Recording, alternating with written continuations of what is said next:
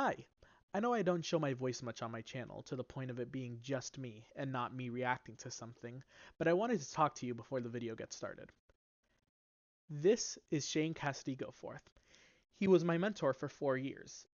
He started at North Shore Senior High School 21 years ago, and my senior year was his 20th anniversary of working at North Shore. This video is an interview about his work and the greatness that he poured into the program. Thank you, Mr. Goforth, for everything you do. I can't wait to see what the program does in the future. Oh, and here's a disclaimer. Alrighty.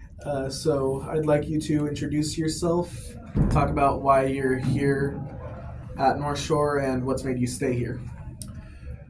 Well, my name's Shane Goforth, and I've been here 20 years. And I had been band directing for 10 years previous to this, and was in a school that I just didn't think, a community that wasn't right for my kids, and my wife and I didn't feel comfortable raising my kids there, and it was a really small community, and we were looking for just a place to be that was multicultural and just a place to raise our family. And so Sam Harris contacted me about this position, and had known a little bit about the North Shore Band in Ellie, Cleveland, and the work that she had done.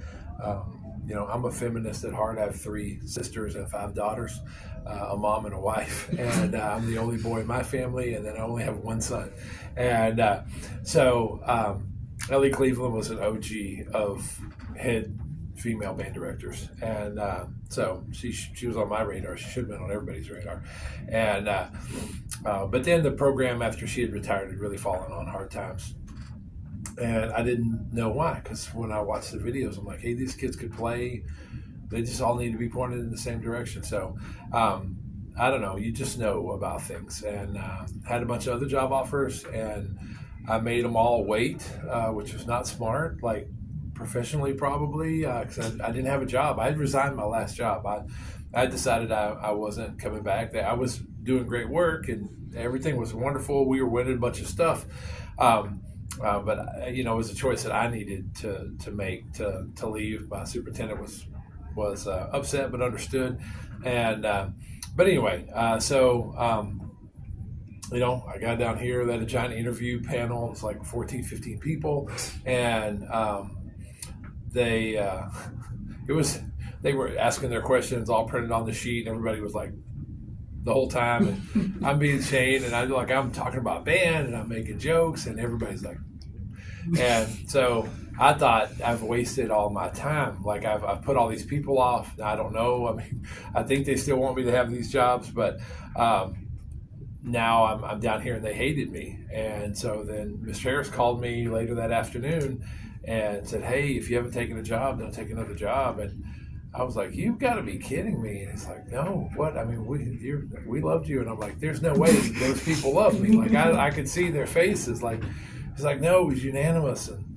And one of the principals, the high school principal, even said that he couldn't stay for the rest of the interviews, but he didn't need to because you're his guy. And I'm like, those middle school band directors like me? And he was like, yes, they loved you. So anyway, I called my wife at the airport. The next morning I called Sam back, and we worked out something. So why I stayed is because I didn't know. I mean, 20 years, I wasn't going to come for less than 5. I had a 5-year plan for the program. That didn't mean that I knew that I was only intended to stay for 5 years, but I mean, I just didn't put a limit on it. I knew what could happen here. I knew what I wanted to do.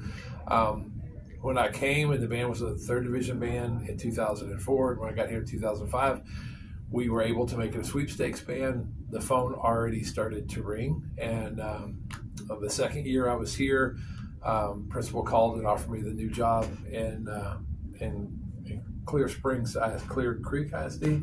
I think it was Clear Springs High School that they opened, and that was a huge thing. I mean, no one had called and offered me a 6A high school before in my career. Oh yeah, because we were 5A at that point. No, we were 4A. Well, I mean, there was no 6A back then. Everybody was 5A, but it was, it was a top classification high school, and so when people are calling you, offering you. I mean, everybody wants to go open a new school, and but I just knew that I don't know. I had work to do here. I wanted to stay. I wanted to see the 5-year plan out.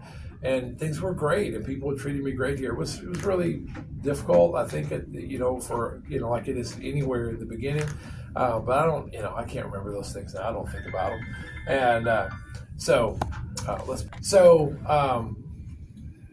but then people continued to call. Even my high school band director became the director of fine arts in Frisco, and every time they opened the school, he would call. And but anyway, I've just had people have been very flattering to me over the years because of the work that the kids have done here at North Shore, and certainly I've played my part in that. But it's been total team effort, and it's just been such a family. I think that's what kept me here. It's exactly the community that I was looking for, when I moved down here.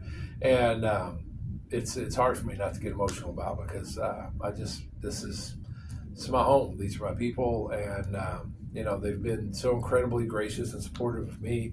We've been able to do such good work together. It's been awesome, and the years just roll by, and here we are 20 years later, and it feels like year 3. The only thing is it's hard for me to remember year 3 now, so I know it was a long time ago, but it doesn't feel like that. Yeah, so what was the point that you decided you're not going to leave? Was whenever you had your kids become band directors in our feeder schools? That obviously, I didn't leave all the time before, so that's not the only thing. It certainly is, now, and then I've raised, kids, and also, I'm trying to think. I don't think I've had anybody that I hired as an alumni that's left the district yet. It'll happen. But I've hired really young teachers and then mentored and raised them and taught them. And they've gone on to head jobs and done all kind of awesome things all around the country. And but it certainly continues to solidify the familial feeling that we have here. Like I say all the time, Danny Rubio was the very first kid in line to meet me at Meet the Band Director night 20 years ago when the boosters had a little introduction thing for me in the cafeteria. There was no red room back then; it was just a cafeteria, and it was awesome. I remember meeting him, this little Danny Rubio, right, freshman kid, and anyway, great trombone player, and just. Then Michael comes up the next year, and I hired those guys at North Shore Middle School, and they've come up through the ranks, and it's been, in some ways it's been Shane and Michael and Danny from the get go. They as students they helped me rebuild this band and make it what it was going to be and what it's going to be in the future, and now they're continuing to do that, and there's just nothing more special than that. So it definitely now plays a huge role in it for sure. Alrighty. Well, I heard you talking about year 3. So before all that, were your kids in the concert and sight reading evaluation? Were they also 3rd division bands in that too, or were they kind of holding their own in? Oh no, I think that you can check the records. I think they go back to 2005 and in 2004. In the spring of 2005, that 04-05 school year, if my memory serves me well, I think that they got 3-3-4 in marching band, 3-3-4 on stage, and 3-3-4 on sight reading.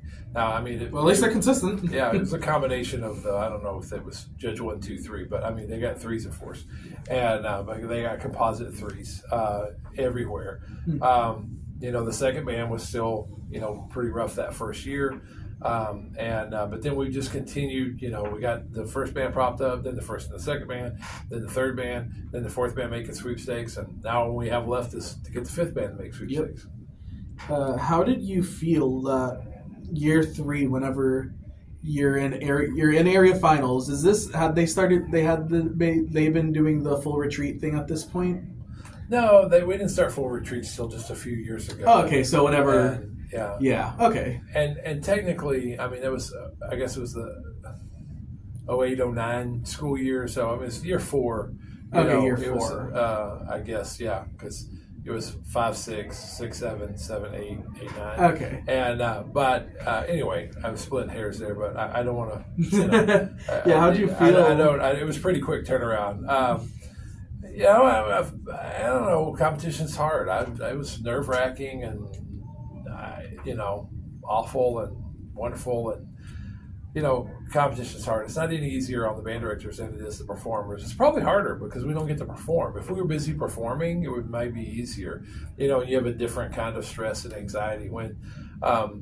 You know, but band directing is a special thing where, especially the marching band, where you put all your training and you know through your whole life as a personal musician, as an educator, as a pedagogue, and a planner, a creator, executive, and all of that. You pour all that in to this group of teenagers, and then you put them out there on the field, and then Turn them loose. You don't conduct or anything. You just pray the sound works, and 5, 6, 7, 8. You know, and so it's a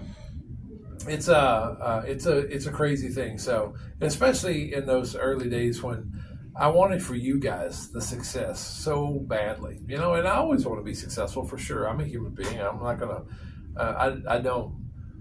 I think there may be some people who don't care at all about any recognition, but I think it's probably like 1% of the human population, maybe. We're all human beings. We all want affirmation. You know, we all want to be good. We all want the work, especially when we work so hard. We want the work to be recognized. You know, and you know, it's a contest. I had put a ton of our resources into that show, and it was, you know, anyway, it was a big thing for us, and I knew the kids could do it. So, especially that year, you know, there was a lot of stress and anxiety that was, you know, exacerbated by the fact that we had Hurricane Ike. Oh yeah, that was right. And so then we were out of school for 2 weeks, and we took a lot less bands to the state marching band contest because they had an alternate region marching band level contest after area, so bands could have the 2 more weeks that they lost out of school. Because in Houston, on average, we lost 2 weeks, especially a lot of schools like south of, you know, Spring and stuff. Conroe. You know, if you were inside of the loop or south of that, you know, you lost a lot of time. Up in Conroe or whatever, they didn't lose quite so much time because of electricity or whatever. But down here was quite bad. And so we were out of school for 2 weeks, and then, but we started a phone tree. You know, there's no, you know, messaging like that. Collect calls all day. And so we just started a phone tree, and the kids just started walking up to the grid, and we had band practice every day.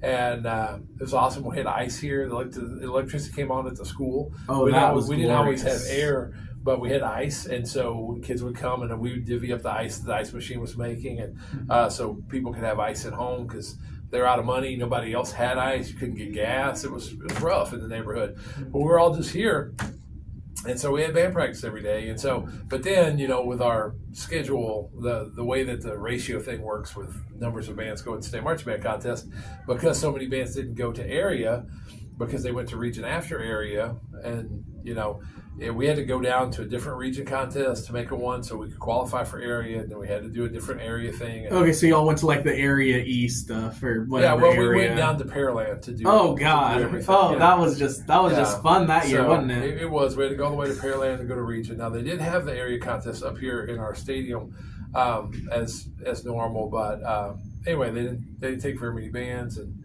it was a crazy experience. And anyway, so all the craziness of the year, and then you hear they go through the first 5, and you don't hear your name, and you're just like, oh crap. Well, they weren't taking 5. I think we only took 3. Dang. 4, yeah. So they weren't taking 5 or 6. That's what I'm saying. The number was truncated. So yeah, and it was that was a whole, you know, crazy experience. And then, you know, and then you know, you're dealing with, then after that, after you qualify and you go state marching band contest, the people think that's a one-off. So to turn around and advance again in 2010, I thought was the real thing. I mean, it really solidified the kids' belief in the program, and it wasn't just one class, that it was us and what we were doing. So it was the 2010 that really solidified that really solidified the kids knowing that the program was going to be something. Well, I mean, it definitely took the next step that, that they could see that it just, because it's always hard, in high school band programs where seniors are always moving on and Hmm. everybody loves the seniors. And they think, what are we going to do without the seniors? I'm like, you're going to be even more You're like awesome. gonna be the seniors. I guess we're going to keep going. And so it's just the nature of the process. And, so that was really good for the kids. And back then it was every other year, so we didn't get to turn around that next year. And so it was just cool to see the growth and think back about it. And I do remember there was a time in 2010 where we were like always. You hit rough patches, and we were in rehearsal. It's hot. So I can't remember exactly the details of what's going on, but just the vibe of the band. As the kids would say now, it was kind of deflating and whatever. And I just had to get out there and just rattle some cages and be like, hey, we're going to the state marching band contest. This is what we're doing, and this is the way that we work, and this is what we're doing, and you guys are perfectly capable. And I don't know what this boo boo kitty thing is, but like we're shaking this off, and it's time to rock and roll. And we just had a real change like one Wednesday afternoon or something out there. Oh yeah, I remember. I remember when you did that to us in my sophomore year. And it's just sometimes we just kind of get in a lull, and it was particularly bad. And but anyway, they just kind of changed direction to win, and did a great job. And it hasn't always been perfect. In 2012, then was the one hole that we've had that we didn't advance. The one time we had opportunity to advance in that time and didn't. Finals got really cold. Oh yeah, and we had a totally out of tune. French horn feature that was way out of tune. That was like 7 French horns on side one that year, right? Yeah, it was the beginning right of the show. Well, and then the really bad thing was when they had a big mellophone thing where they turned around. And it was really bad. As soon as they turned around and started playing, I was like, yeah, we're done. It's not their fault. I mean, it's my fault. I didn't prepare them to play in tune enough in the cold, but it was just getting colder and colder. And I mean, it was just they didn't. I thought they still played really well. I thought that some of the judging was we're always wondering. It's always controversial, Yeah. And I can't remember who the judges were then. And they're great people. I'm sure they did a good job. But it's just really hard on some of those things. But I thought the kids had a great time, and it was a time for us to build resilience, and the band continued to get better and kept moving forward. And anyway, so it was good, and that's why I think the achievement is important because to get that affirmation from an outside source that hey, the work that you've done and done so well and worked so hard on has quality and there's achievement with that. And that's the only thing I care about with the contest competition driven thing. And I think there are a lot of kids in this community who need to believe in themselves and need to believe that they can achieve things. And it's not that they don't think that they can do things, but I think sometimes their families don't always operate in the kind of in the worlds that they want to go be a part of with that, not that they want to leave their culture. I don't mean to misspeak or anything like that, but, their parents aren't doctors. They're not engineers or whatever, and they want to go do those things. They want to go to those big universities. They want to do Ivy League stuff or whatever. And when we can give them the belief in themselves that they absolutely can do anything because, nobody expected North Shore to do the things that we've done. And so I think that's the kind of work that people should do in the world is that. And I have always said unashamedly that, when we made finals in 2016 and there's just 2016, we're standing there, white, brown. No one's expecting us to do all this. well, yeah. And it's, and I just, I prove to the world that, schools like this, kids like this, can do this as good as anybody's ever done it. And I absolutely believe that wholeheartedly. I've got to figure a way how to teach like that and teach these guys to teach like that and remove the barriers, find the money, do the stuff, whatever it is, to give you guys the opportunity to go and do that. And that's what that's in COVID. Oh, 358 kids in the band. When we come back from Disney World and they shut down the world for COVID, we come back when we get to have band the next time and had 202 kids in the band. And so many of our top kids had left the band because there was nothing to do. And then when we did start to get to do some stuff, things were not.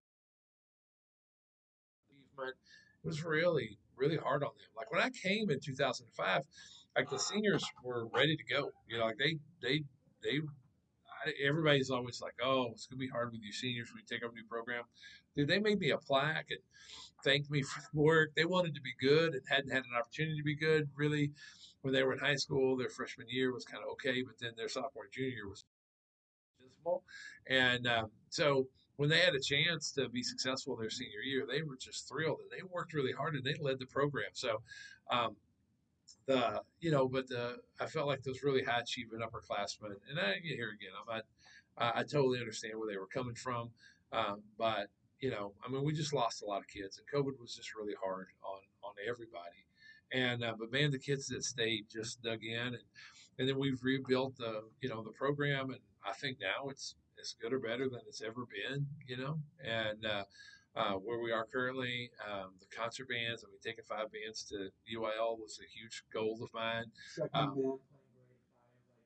Yeah, and just like it was before COVID, they were, you know, when John and they were doing that kind of stuff, and now Mr. T's doing that stuff, and playing grade 4 lit with the third band, and things are coming back, and and there are still a lot of programs that do things better than us, that obviously have better marching bands, better concert bands, and more all-state kids, and better chamber music, but that's those things are improving every day, and I so I don't like to draw a lot of comparisons other than, hey, this is possible, and I want to do it better than all those people. I want to find new, cool, different things. I'm excited about the jazz stuff that we've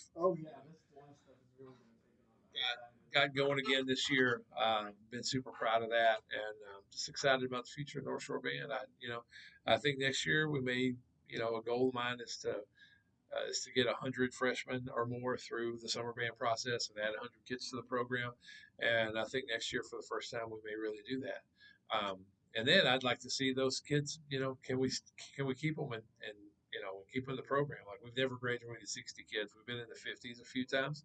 I want to see that number continue to go. If we get it over 100 in their freshman year, I got to be able to get them to stay in the program and graduate. And then there's so many things that are involved in that with administrative tasks and master scheduling and working with CTE folks and just all the other programs and trying to facilitate success for kids and find a way to keep them in the program, schedule wise and everything else. So, but I think there's just a huge bright future. You guys, senior class, have been instrumental in that revival of the program through COVID. You guys were that first class to come back to school basically in real time after COVID, and have had to be instrumental in building that up. And and you guys, and it was hard because you guys came into a whole different band program that had been here before COVID. It was very diminished in every way, as sad as I am to admit it. But I mean that was the reality. And then you guys, didn't disappear. You stayed the course and you built the thing back. Anyway, it's been a special 4 years, and it's been a special 20 years for me. I had some people call me about some stuff the other day, and I said, look, I love and appreciate you. Thank you for calling me. I'm very honored, but I'll never teach anywhere other than North Shore. I don't think I would never leave, here to teach, and I can't imagine leaving the district at all. But you never know what the future's going to bring, and but anyway, I'm gonna have to sign off and go to graduation practice. What, Jonathan? We better go do our thing.